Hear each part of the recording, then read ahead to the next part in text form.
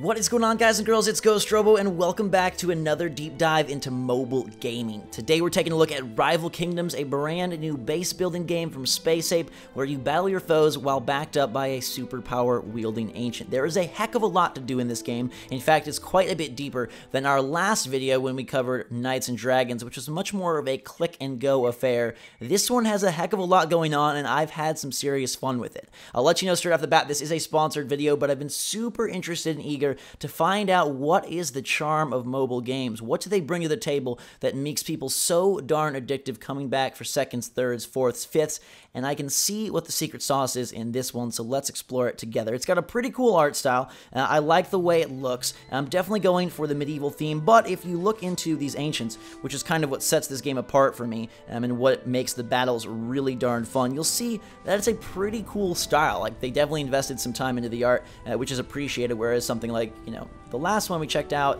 I don't know that art design was at the forefront of their minds. But we'll get back to the ancients in a second here. This is my base, as you can see. You can do a lot of things that you can do in most base building games in terms of add gold storage, add different portals that will bring in more troops and whatnot. But where that all comes to fruition is on the map, where we battle for loot, new ancients, more stuff, and glory. So we're going to go straight into one. It will randomly place us against a guy named Icewall45. The win streak is the big deal here. You'll see you go to treasure chest at win streak 2, and then that will just grow and grow from there. It's a pretty, there's a lot going on, but you should be able to understand it very quickly. On the left-hand side, we've got our troops, right? And this is who you can pick and decide which troops you want to bring into battle. Now, I have a limited number of guys here, so we will rock and roll. Actually, I'm going to go...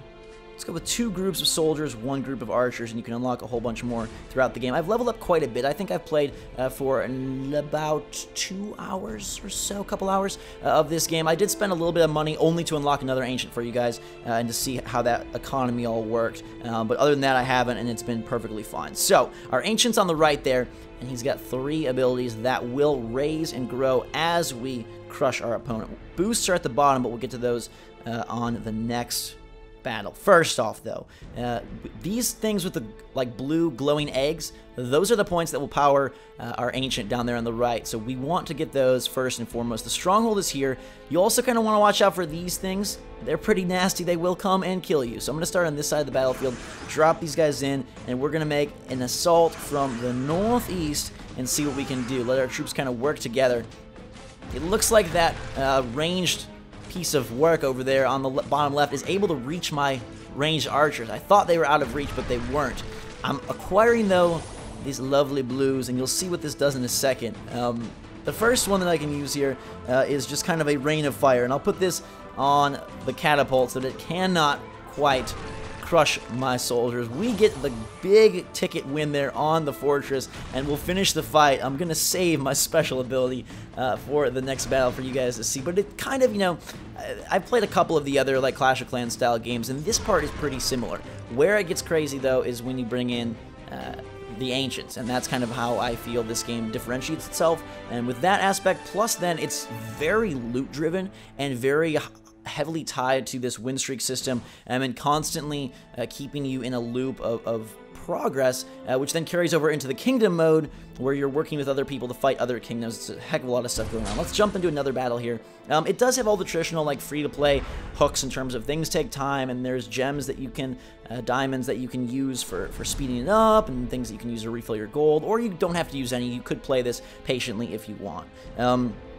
Alright, so some people construct their bases a little crazier than others. This guy seems pretty easy. Again, we're going to go for the gems right away, early on, and then I'll put this here to go for those gems, and we're going to basically stay out the way of that catapult. I don't want it to come into my plane. You'll see here that our middle ability gives us tougher armor, so that spell towers cannot hurt us, but I'm going to save up for the big one at the top. You're going to want to see this guy, and here he comes. We're bringing in the Greater Fire Elemental, and when he enters the battlefield, things very much start turning in our favor quickly. A big, basically giant hero unit that comes in to crush the competition, and technically we could call another one, but I'm just going to compound this guy's problems with a little bit of a fireball strike, making the walls come crumbling down. And I find that the battles are very fast and fun. And I'm sure a lot of this stuff has been done before in other titles, But for me, as someone who hasn't played a bunch of them, I find this one to be pretty well polished, and you can tell that they know what they're doing in terms of game design and just making sure that all the progressions and the systems kind of flow really nicely. Alright, so I got some battle stones, which allows us to do more battles, but let's head back to base for a second here, just so you can see how that handles things. Well done, Commander. Your recent exploits have uncovered a new resource. Rings. Didn't even know that existed. Lore Master says, rings are a special resource, are primarily earned in the bloody unpleasantness of battle. Nice. Okay, so we've got all these different buildings, and we have a bunch of gold to spend, so let's build some stuff. I'm going to go and... How about... Got treasure here. I can fill my gold up with gems, as you see. Diamonds, I think they're called. But let's build a gold storage.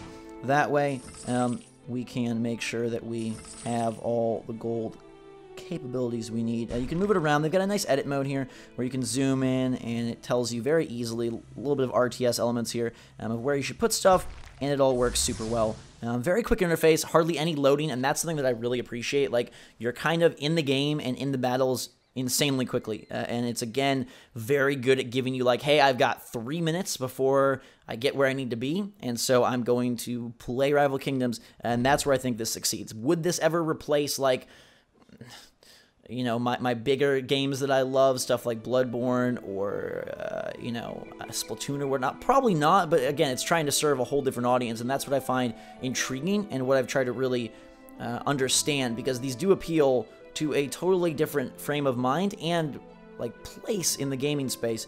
And so we'll skip this for free. Now it's complete, and my total gold storage is now up to 10,000. I've got different quests here that we can claim, which give you gold, which give you diamonds, whatnot. And you can see that we can win a bunch of different things through all these quests. And you're constantly progressing here. You'll see like, oh, obtain 10,000 gold from chests, obtain 10,000 gold from smelters, obtain 5 ancients. I've got 2 ancients right now. And we can actually pick our ancient when we go to battle. So let's go back and do another battle here.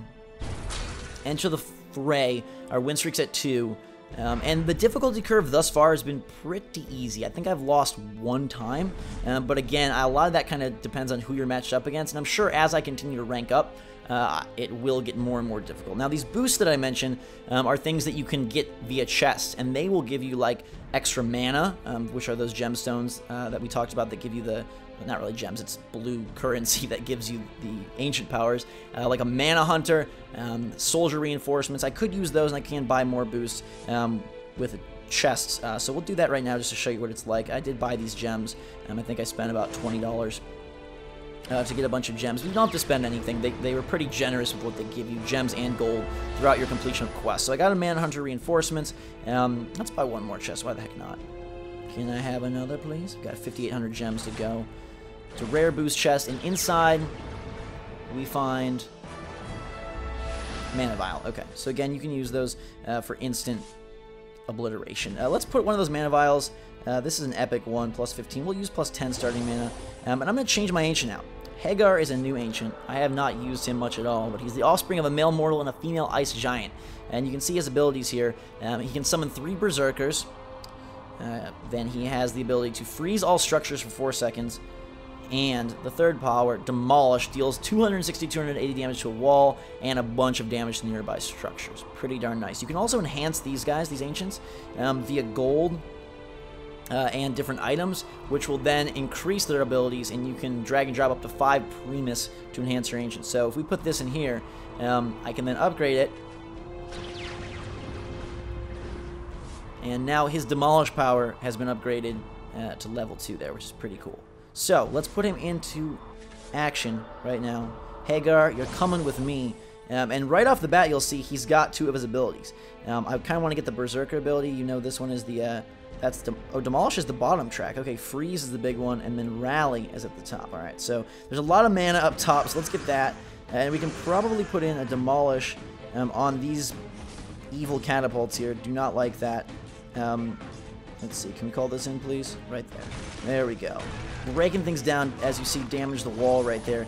We'll attack the gold, get the mana up top, and that will bring in the Berserkers, and I'm going to send them in right here against these catapults. Hopefully they can do some damage. Come on, guys. Get down right there. No. Okay.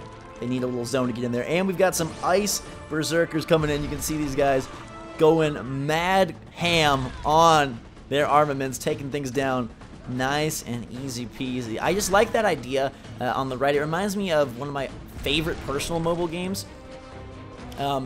which, oh God, I'm blanking on the name, but it's the game where it's basically like a tower defense title, and you have a hero unit, and you're constantly acquiring new powers in order to, like, you're using them throughout the battles to supplement your normal troops, and that's kind of how these guys function. Basically, as you see, we've now got 2 sets of berserkers in here doing some freezing cold monster party work. But you basically are enhancing your normal, like, battle base building, medieval experience with these super crazy powers that kind of just turn the tides of battle. Kingdom Rush is the game I'm thinking of. That's the one that I really, really like. And that's the vibe I get from this. And I like the art. I like how it's all kind of overlaid on the screen. It's pretty darn cool. So we don't have the mana boost to start here. We'll drop these guys in. In terms of, like, defense, I don't find that as exciting. I don't like doing that as much. I'm much more of the person that plays on the offensive and wants to take opponents down rather than, like, build my base to perfection. But you can definitely do this. Dinosaur bones in there? What the freak is that? Freaking crazy. Alright. So we'll get a structure freeze. These towers here, put a freeze on them, so then they cannot work. They're iced over for a solid 4 seconds, which definitely gives us a chance to go in and do some work as we continue to take down their buildings. Now, this is going to be a case where his defenses are pretty darn tough. You'll see here that I am not doing so hot, and there is a fast forward mode if you don't want to wait for things to transpire. You can go in here, and eventually I think we will probably get his main fortress there, and then be able to call in our berserkers to finish the fight. Okay, literally all our guys are dead except the berserkers, so I'm going to go in here and make sure that they hopefully... Nah, I got to take down a wall. Okay, a wall and surrounding structures. That's why it wasn't working the first time, but we'll take down the wall, and let's hold this fast forward and see if they can't kill him off. I thought we were going to go down, but that's where the Ancients and your Ancient selection comes into huge play, because we would have seriously been lost if it wasn't for those guys. They finished the fight for us, and we get the victory. Epic victory. Win streak of 4. As you can see, we got rewards, a relic chest, 3 rings, 4 chalices, 850 gold. And now we can open this, which I believe should have something pretty juicy inside. Alright, we've got... Ooh. Freaking Ancient Nyrax? Okay, awesome. See, like, that's what I like about this game. It's almost got that Pokemon vibe where you unlock these new guys.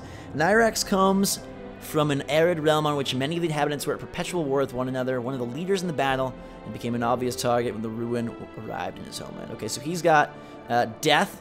Alright, I like that. Instant damage over 3 seconds. The middle power here is Regeneration. Recovers 6 to 8 damage a second. That's pretty useful. And then this big one over here, come on, is Raise the Undead. Summons 3 undead warriors. Very nice. He's a common, and you'll see that some of them are rarer than others. You've got common, rare, like Hagar is a rare ancient, but you can go if you want. Let me show you. If we go back to our home here, and you can, like I said, level pretty much everything up. At these portals here, you'll see that we can upgrade to higher levels to unlock a new troop. That's a troop portal there. This one is a troop portal of those kind, and it's just increasing your unit, like the numbers within the unit. So right now, instead of having 3, now I can get to have 4, and you can again use diamonds to skip if you want. And now I have 4 in that unit, so there'll be 4 of those soldiers when I next go to war. I've got a bunch of stuff though, so let's just continue to upgrade these guys. Might as well. Why not? Boost their battle ranks. And here we're picking up a 5th character for that little unit, and then again you can continue to take all these guys, but I'm missing gold. It always gives you the option to buy, but it's never too in your face that I've found. If we want to go though, where is it? There are some more chests I can buy, so let's go to the diamond area here. Diamonds. I can get more diamonds. They have some real crazy packs. The one I bought was the mega, or no, I actually got the colossal value pack, which was 11,000 diamonds. And again, it wasn't necessary, but I just wanted to give you guys like the best overview of the game, so I felt like I should do that. There are chests you can buy. I'm going to buy an ancient chest here, which is going to give us a rare ancient. And we shall open up and see which character we acquire. Alright, Mr. Admiral Lee.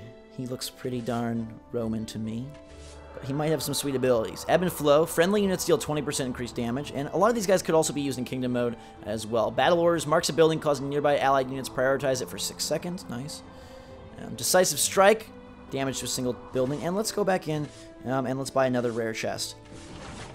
Give me someone good. How about a dragon? How about a monster? I like that undead character we got last time. Yes, speak of the devil. Freaking Emberclaw. Alright, so this guy is a rare, and he has Ignite, which lights a target on fire. He's got a Fire Elemental, which he actually summons 2 of them, so they'll probably be a little different than Sulfuric, who summoned 1. And damage dealt to allied troops is reduced to 10%. Very nice. So let's go into battle and test these guys out. Alright, congratulations, Commander. Oh, I have to build a Dragon Roost to use this guy. Okay, so where the heck is that? Is that a defense? Dragon Roost? No. Attack? 8,000 freaking gold. Okay. I want to be able to use this guy, so we're going to put a Dragon Roost way in the back. Don't want Emberclaw getting anywhere near any of my other dudes. Alright, so let's go to battle and see if we can continue our win streak. Keeping it alive. 5 is the number we're after. Joven Piedra 6. I'm going to change Ancients. We'll go to Emberclaw right off the bat. We'll use him. And let's give ourselves a mana boost just for fun here. More units now, I believe. Well, I haven't replaced them, I don't think, so I'll have to go in and switch them out. But we got the mana boost. This is the Dragon's Blood. This is the Fire Element. Let's put those guys in right off the bat. Let's see what they can do. Any defenses I really want to work on? I guess over here. Alright, so we've got 2 baby ones, or maybe they're the same size. I think they're a little bit smaller than the ones that Sulfuric used, but then we can also light this building on fire from high above, and now it's burning to toast while my troops go to work. We'll continue to put our troops into action and take things out. We got another catapult down here, or ballista, or whatever this is, doing serious work. Let's light that bad boy on fire, ignite him up, gather a little bit more mana. Maybe we can grab some more fire elementals here, but it looks like my knights are doing good work. The fire elementals are still alive, and we can fast forward away. Gives us more fire elementals, and then we'll put everybody, we don't even need them. Down goes the main stronghold, and we'll work on the last building at the bottom corner, and before you know it, 30 full mana and 5 full wins for us. Epic victory once more. You can go back here and review. If you click on this, it will show you the way that the battle took place, which is kind of interesting. You can skip to the end and get out of there. Some nice little features again, like it feels like it's very well made and handcrafted.